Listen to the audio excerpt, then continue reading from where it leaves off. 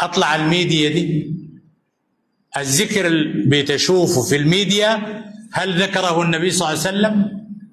لأنه من هداية هذه الآية إن هذا القرآن يهدي للتي هي أقوم، يهدي لاتباع النبي المعصوم. بس النبي عمل كده نعمل، النبي ما عمل ما نعمل، ولا يمكن أن نستحسن شيء من عند أنفسنا. الإمام الشافعي قال: من استحسن فقد شرع. إفراد النبي بالمتابعة من هداية الآيات أنه المسلم يكون متبع. الذكر النبي ذكر ولا ما ذكر؟ ذكر. هل ذكرنا الليلة كذكر النبي صلى الله عليه وسلم؟ لا، لا من جهة الشكل ولا من جهة المضمون ولا من جهة الصفة ولا من جهة الألفاظ. في ناس يذكروا كده هو.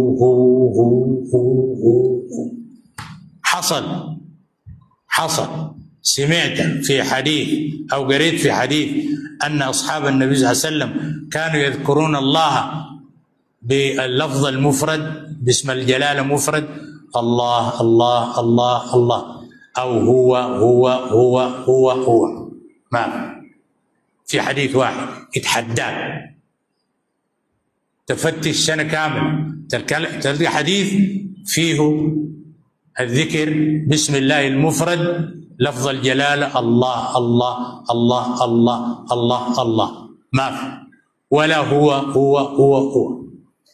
ولا بالرقص. قصة ثانية عن الإمام مالك، الناس قالوا مالكي. الإمام مالك دخل عليه رجل في المدينة في مسجد رسول الله، قال: يا أبا عبد الله، إني من نصيبين دي قرية من قرى نابلس في فلسطين، لليلة موجود. فقال: إن قبلنا ناس يدعون الصوفي. راجع كتاب القاضي عياض ترتيب المدارك في مناقب الإمام مالك، المجلد الثاني صفحة 174. كم ما لقيت بديك 100,000. ترتيب شنو؟ المدارك صفحة 174. قال: إن قبلنا ناس، يعني في جهتنا في ناس يأكلون كثيرا ثم يقومون في القصائد.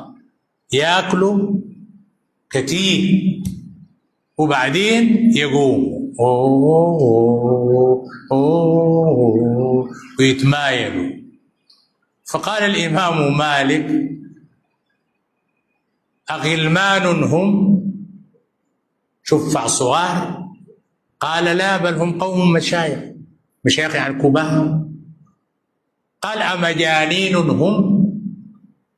قال: بل هم قوم عقباء، وليوم من الأبا ما ليهم.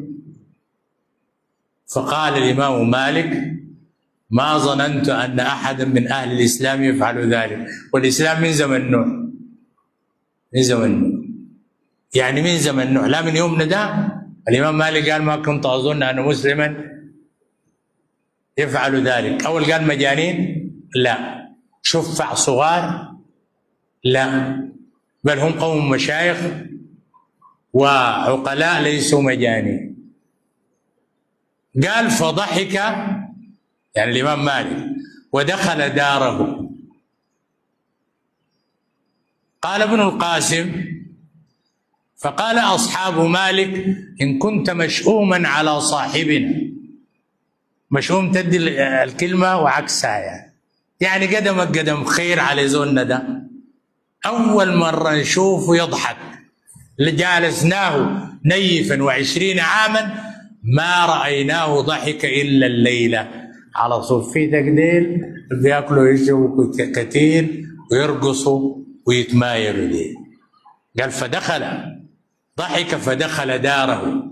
دي كان طبعا فرصة بتاع خفشة ومؤانسة.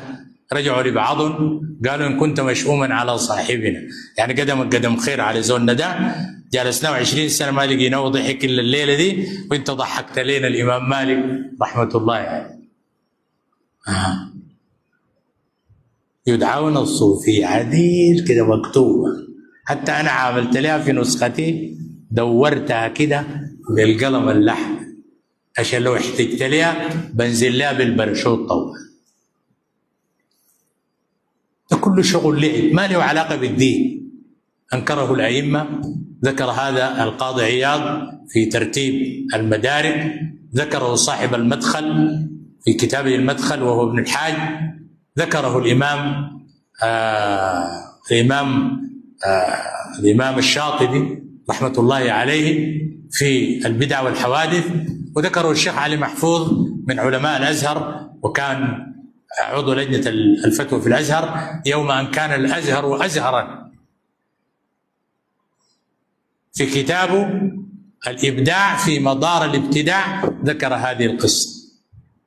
ديننا ما فيه شغل زي ده، ودين الله براء من هذه الخرافات وهذه الترهات وهذه البدعيات وهذه المخالفات.